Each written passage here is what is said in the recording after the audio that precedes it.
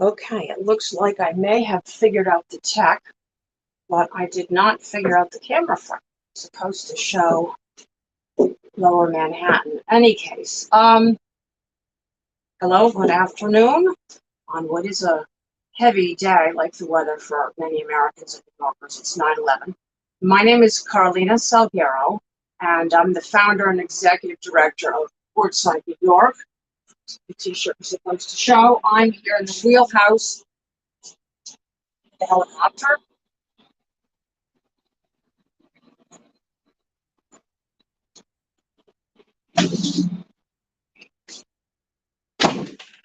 I am here in the wheelhouse of our flagship, the historic ship Mary A. Will. And I am here to talk about the maritime response to the 9/11 attacks in New York. What I did that day, what I documented that day, I was a photojournalist then. What I and Portside know about this story, we curated an exhibit on the 10th anniversary of the attacks, and have continued to update the virtual exhibit, virtual museum, about that, which is on our website, portsidenewyork.org, spelled in New York. Pardon the clunking sounds. Those are the weights from the wheelhouse windows, and after a ferry comes in, we're rolling a little bit. In addition to talking about the maritime response, immediately then after 9/11, I also want to talk about what should be some lessons learned. And because the media did not report extensively on this at the time, this being the maritime response to 9/11, or even now, those lessons really haven't been properly learned. I will strongly contend in New York City. Those are lessons about waterfront planning. Basically, that we need to have a more maritime centered, thoughtful, aware, focused waterfront development. And so what Mariners did, which was epic on the day of 9/11 and for a long time afterwards, responding to 9/11, was actually impeded by the design of the waterfront. So, part one, what I saw that day and have learned subsequently about the maritime response to 9/11. So I was a photojournalist then. I was focusing on New York Harbor. I was living in Red Hook, just to the south of here, the southern part of Red Hook. I had a powerboat. My father had died unexpectedly the summer before, and I chose to keep it to enable me to document the harbor better and to get around. Portside, New York didn't exist then. And so I was in my apartment editing slides when the first plane went overhead. And I was going to get up and look, and I was like, no, Carolina, focus, focus. I ignored it, fortunately, because I would have gotten to the Trade Center earlier and likely been killed by the collapsing towers. So I continued working, and then I heard another plane, and then I heard a boom. And with the boom, I got up and I went to the back window of my apartment, where I had an incredible view from the bathroom and the kitchen to Lower Manhattan, of the Twin Towers, and saw them burning. And I flipped on the radio, analog, which was always tuned to our national public radio station, WNYC, then, and it said, again, 2 planes have hit the World Trade Center. Now, having been a photojournalist who did a lot of overseas work in unstable countries where I described democracy as a question mark, I immediately knew that was terrorism. I said, we're under attack. It's terrorism. So that put me in a very different position from a lot of New Yorkers, or also Americans, who were wondering what was going on, didn't have a frame for this. I understood right away what this was, and therefore the gravity of the whole thing, besides the obvious physical gravity of the world I learned about. And so I took some pictures from the apartment. I went up on the roof of the building, I took some pictures, hopped on my bike and headed toward Manhattan. Remembered seeing multiple people standing at the northern edge of Red Hook near the entrance to the Red Hook Container Terminal. The cranes behind me on the video are the Red Hook Container Terminal. And looked toward Manhattan. I thought, let me see if I can get in the container terminal. As a maritime reporter at the time, a couple of years into that, I thought I had some connections at the Red Hook Container Terminal, not the way I do now or did shortly thereafter. I tried to talk my way in with the guard, no way. And so I left, and this is what photojournalists do. I got something out of the port and realized the fence wasn't very secure. Well, that's been changed with Homeland Security money after 9/11. So I locked at my bike right outside the port, snuck under the fence, ran across the port to a pier where ultimately I and Portside would end up spending a lot of time. Pier 9B, which if you look at a map is about the extension of DeGraw Street. And I made a photo which was soon published full page of the New York Times, which I call the Plume. It's an enormous V of smoke rising straight from the World Trade Center. The wind hasn't yet hit to move it. It's symmetrical. It's freakish. It's overwhelming. It's astounding. I make that picture. I run back to my bicycle, go to the Brooklyn Bridge. The police already have it closed. I can't enter. And because I have the powerboat, I head back to Red Hook. Now, for reasons I can't tell you, I just knew that I absolutely did not want to leave the powerboat, which is a modest, good boat, but 28 feet long, at the North Cove Marina. So I run up to the apartment to get the boat keys and the VHF, the handheld marine radio, and I call over to New York Shipyard. That's the successor to Todd Shipyard, the people that sold the place to what is now IKEA, or sold to IKEA to make it the IKEA. And I had a very good relationship with one of the two partners, and I asked for Mike Gallagher. He wasn't there. Spoke to his business partner, Jim Murphy, and I feel terrible with this phone call, and I will forever. I was all breathless and in a rush, pumped with adrenaline, having just spiked in, and I was honestly pretty brusque with him, and I feel badly because his son was in a meeting at the World Trade Center and dying at that point, and if he was watching the news, he would know. And that's the way this 9/11 stuff, though, as a photojournalist, is also personal. I never lost anyone immediately to me, but many people 1 degree of separation away did. And so Mike Gallagher wasn't available to come with me with the boat. So I called a good friend, Debbie Romano. Hats off to her. She had never steered a powerboat until steering mine 4 days before. As I was photographing a tugboat, I was working on a story on tugs in New York Harbor for National Geographic. Don't Google it, they never published it, which I'll talk about later.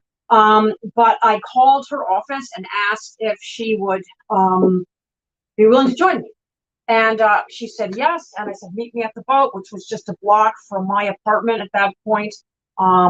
She was working for Greg O'Connell, so she was nearby in Red Hook.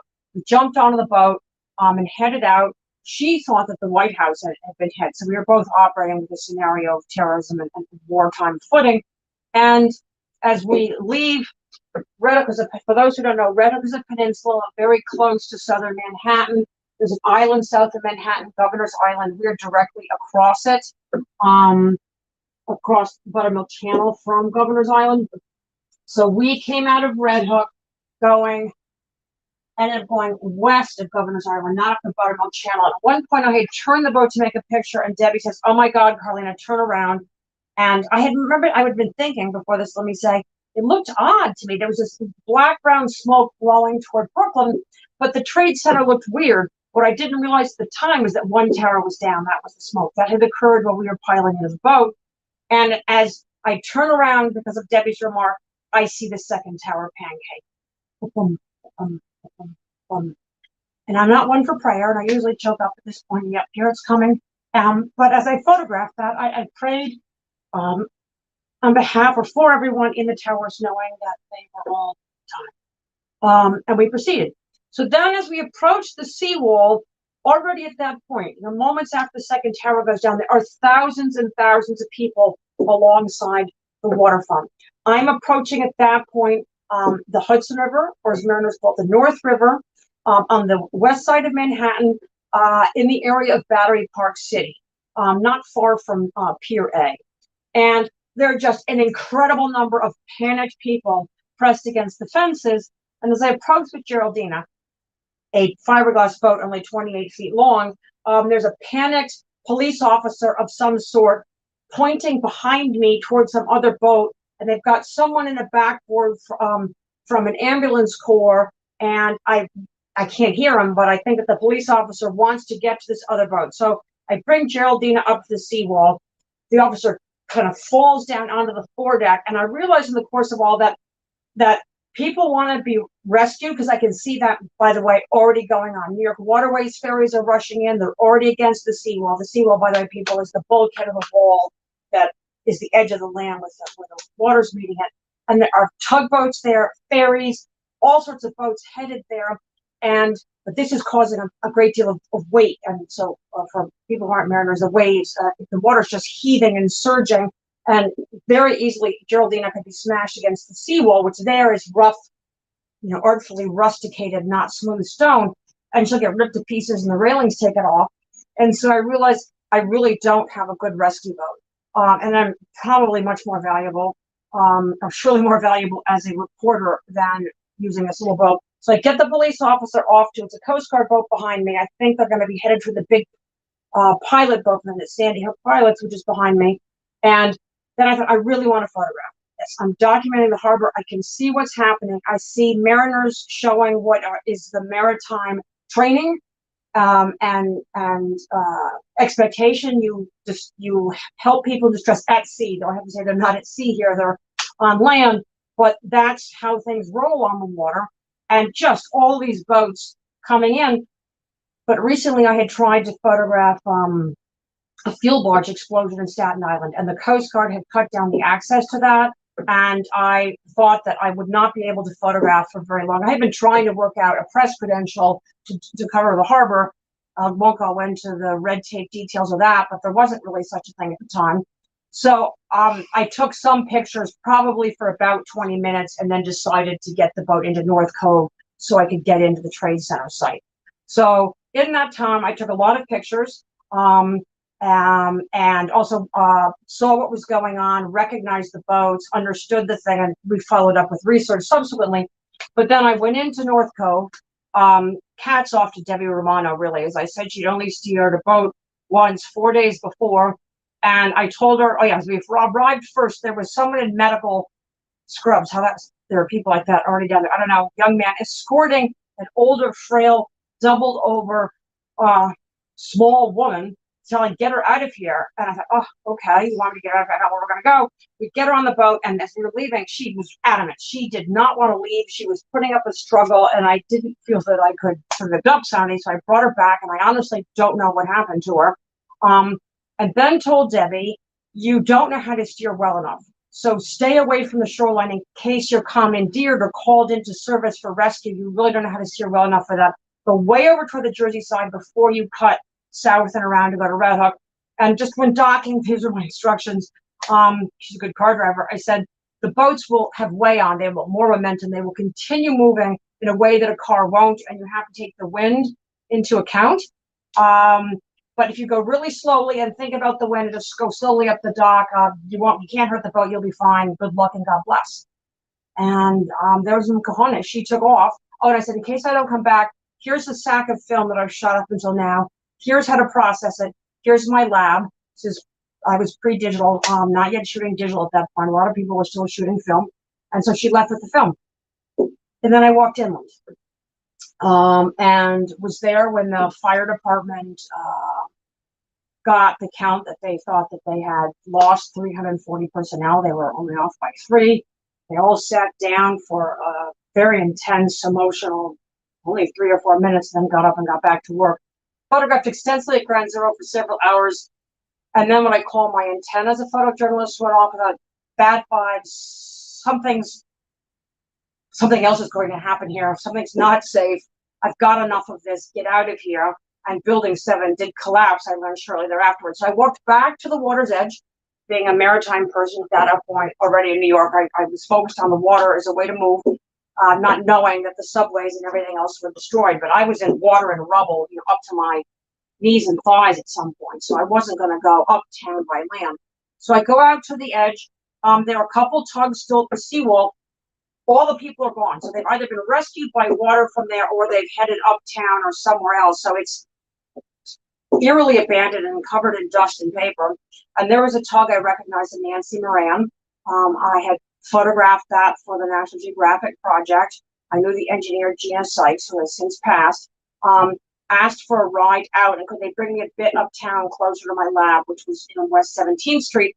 And first they evacuated some people.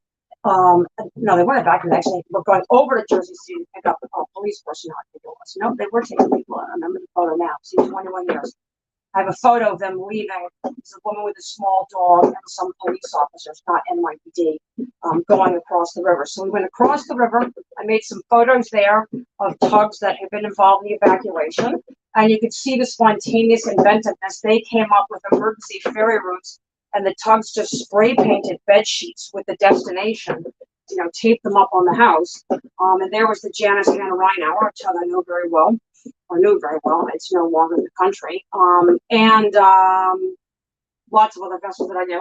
And then they brought me back to Manhattan, processed the film, incredible, amazing luck. When the film comes out of the lab, in walks the photo editor of the New York Times Magazine, Kathy Ryan, who I'd worked with before. She looks at the work, she on the spot gives me an assignment, and so then I'm working at Ground Zero the rest of that week. Now, I'm going to go back to what the mariners do. It's generally called the boat lift, the evacuation of those people. They don't have exact numbers. It's a wide margin of error, but still huge, what is known as 300 to 500,000 people. And it says 9 hours. Honestly, the overwhelming majority of them are way less than 9 hours. That's bigger than Dunkirk, and it's different in many ways. Dunkirk took multiple days, but was a military organized event. What happened on 9/11 in this harbor was spontaneously organized by mariners themselves. And as the Coast Guard saw what was going on, then they joined it and supported putting out a call. And there's a book by this title, All Available Boats. Many of my photos are in there. And with the call for all available boats, even more boats streamed in. And as I said, it was spontaneous and people working things out. So mariners have a term, it's called local knowledge. And so mariners work with charts. It's a nautical version of map, which tells you depths and piers and where there are obstructions in the water and dangers.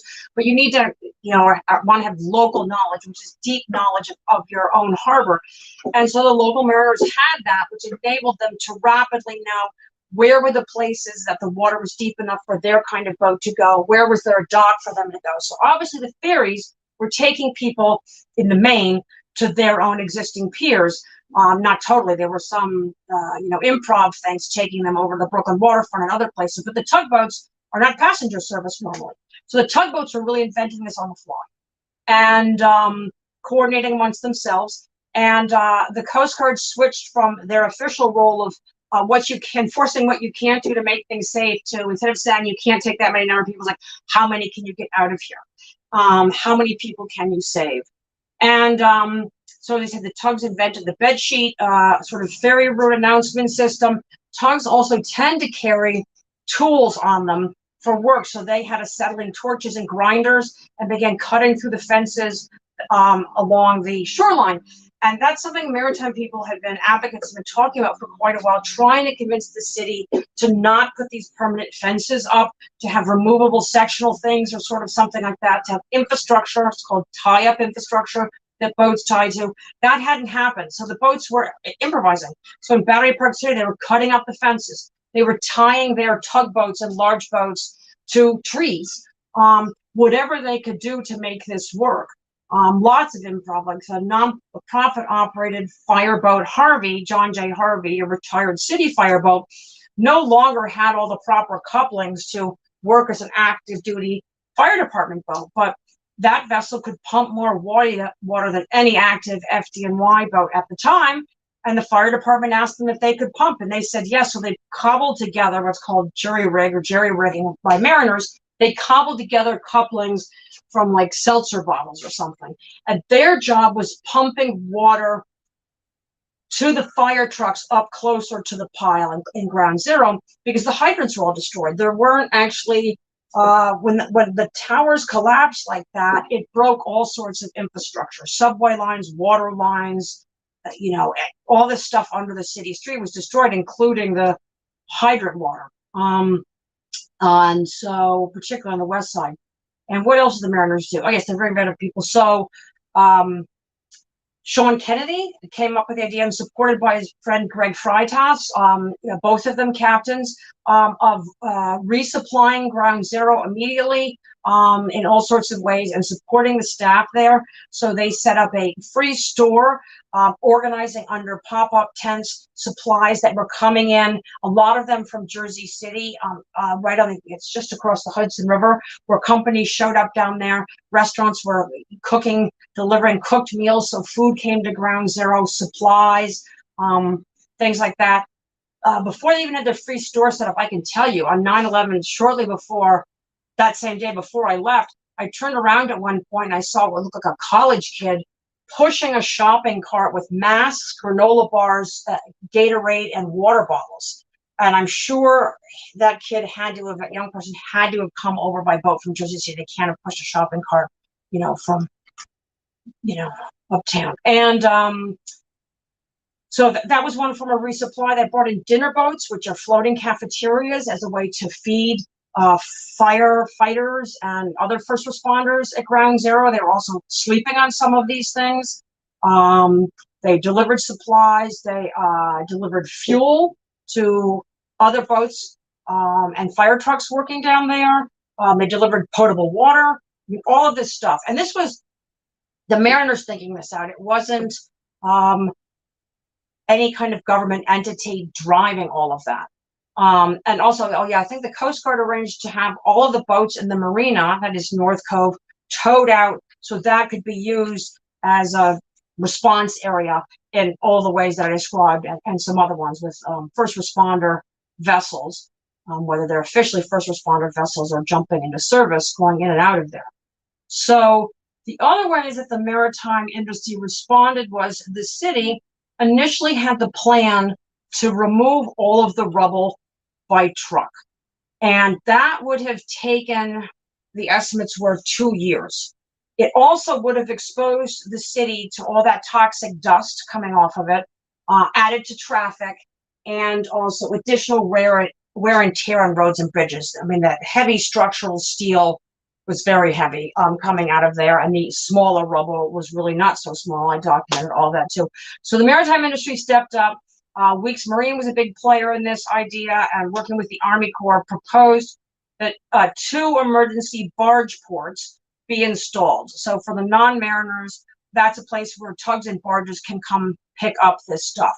So they decided that the heavy structural steel, and those are some enormous I-beams, would go out on the East River. So the trucks would have to go, I think it was through the tunnel that, goes under Lower Manhattan. That's normally from the West Side Highway, or now West Street, to the FDR.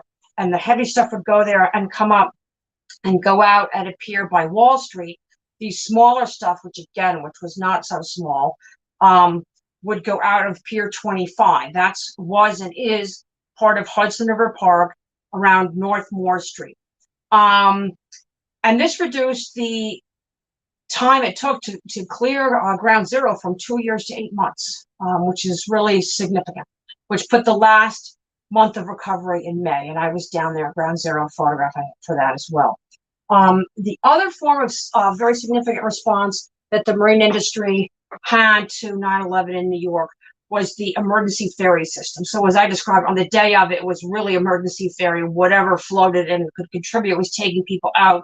But then actual ferry boats themselves were deployed on new routes because when the Trade Center buildings collapsed, it, as I said, crushed things underneath them, including the subway lines and the PATH trains. And the work to fix that, plus all of the infrastructure stuff and tubes near there, that went on in one way or another for 2 years. And so the ferry were very important for continuing to connect Lower Manhattan for commuters coming into the city.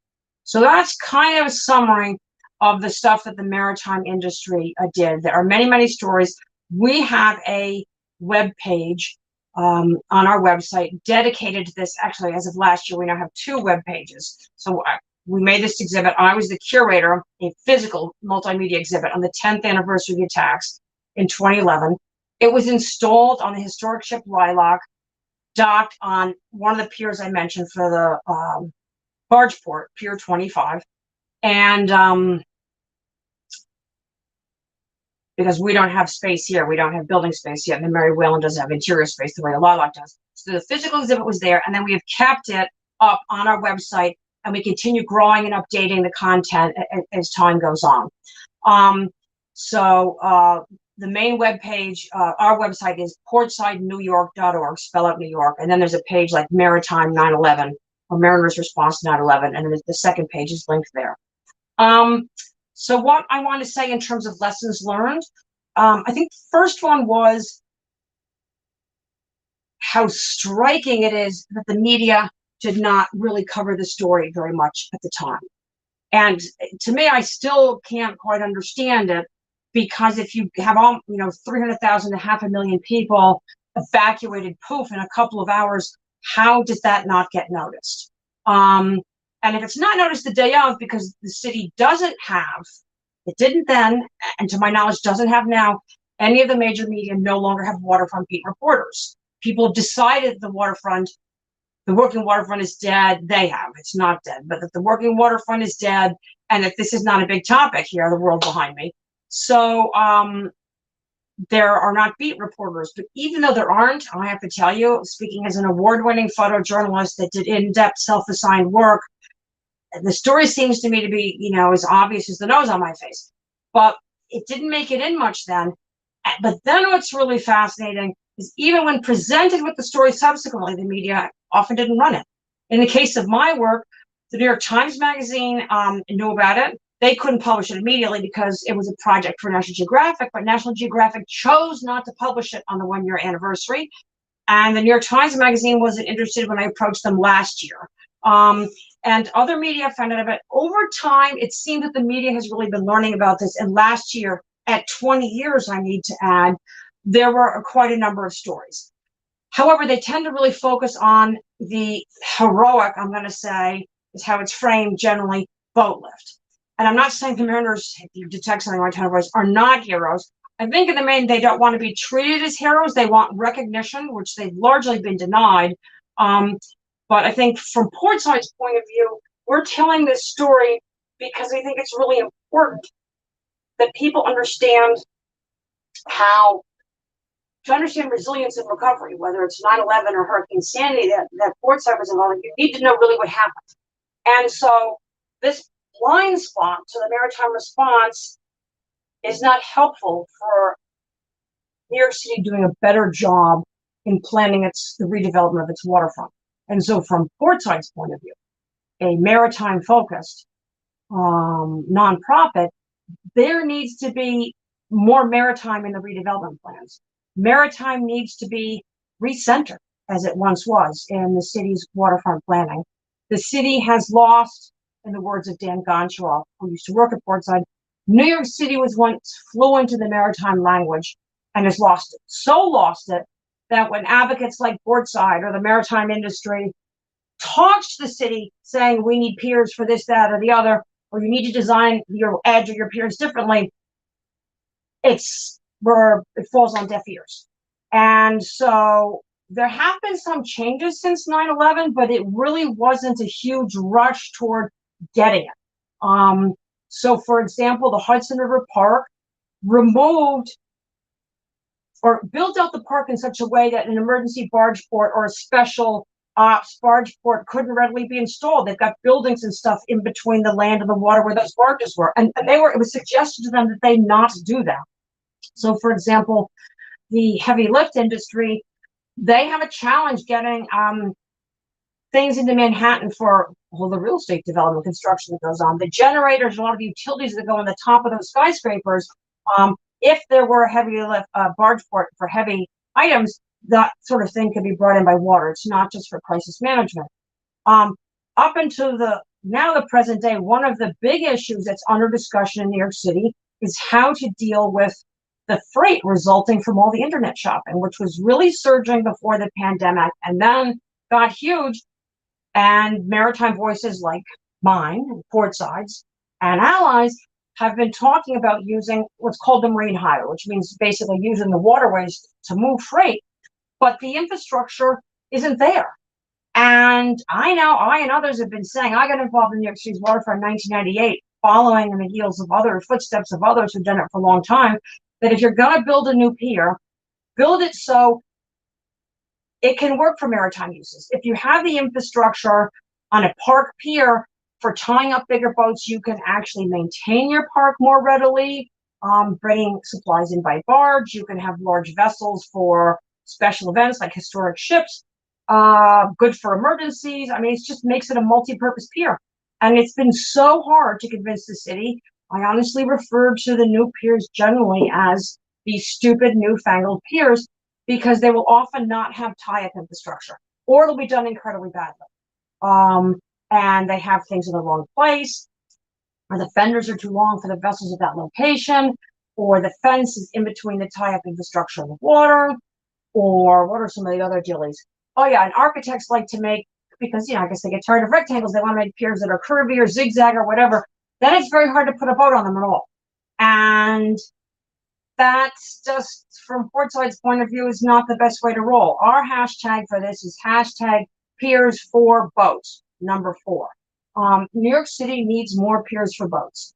And so if we had that infrastructure right now, it would be easier to bring the e-commerce freight into places like Manhattan, and out of places like our neighborhood, Red Hook, for example. So right now, by the way, it's called, if you're not following this, last mile is often the term, meaning last mile describes the last mile, and maybe a little more, that your purchase from Amazon or wherever will take from a fulfillment center, warehouse, to your home or office.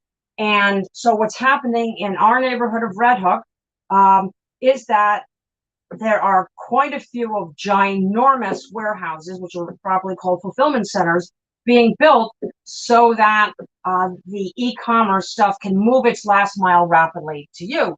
And, Portside and some other people have been stressing that they should receive their freight by water. Well, that infrastructure has been removed.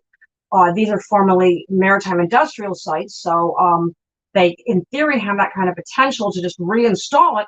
But it would be great if you could take it out by water, right? But the way the city, New York City, has been redesigning its edge, putting in these parks that are not, though they're waterfront parks, are often not maritime oriented. The infrastructure isn't there, and I think, unfortunately, neither is the will. There's a lot of red tape. So this is how this 9/11 story, we at Portside see it relating to the present. So, well, that was a long splurt, and I hope that it made some sense. I encourage everyone to go to portsidenewyork.org under the programs menu to see the Maritime, the Mariner's Response to 9/11, we called it, exhibit. If you aren't familiar with this, please share that link. If you're a parent uncertain about how to talk about this, or a teacher, as of last year, we worked with Scholastic Magazine. They made a couple of articles down toward the bottom of that webpage. We have updates you can see there. You can find out how to get those magazines. There's even some children's books. One of them is called Fireboat, focused on the fireboat John J. Harvey I mentioned before, so that there are ways to talk about this. And actually, we are soon going to post a link that we saw just the other day by Jessica DuLong, she was a marine engineer on the fireboat Harvey, not on the Harvey on 9/11, but soon thereafter, and has written a couple of books and many, many articles about the Mariner's Response to 9/11. But she's a parent and a very thoughtful person, and we recently found a CNN story linked by her, which discusses how to talk about these events with your children or students. Whether you were there yourself and feel that this is too intense, or you have PTSD, there's a help. And it's also, she's got a suggestion there about how to talk about traumatic events, even if they're not your own story, and even if they're not 9/11, other traumatic events with young people. So we at Portside to try and educate about this story in multiple ways.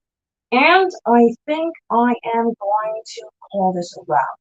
And for everyone who served on the water that day and subsequently, I thank you for your service, for the risks to your health and life that you took, the impact that you made. We see you. And for those who lost people, and for others who survived, it was traumatic. It's a very heavy day, and my heart goes out to you all. Okay? Take care.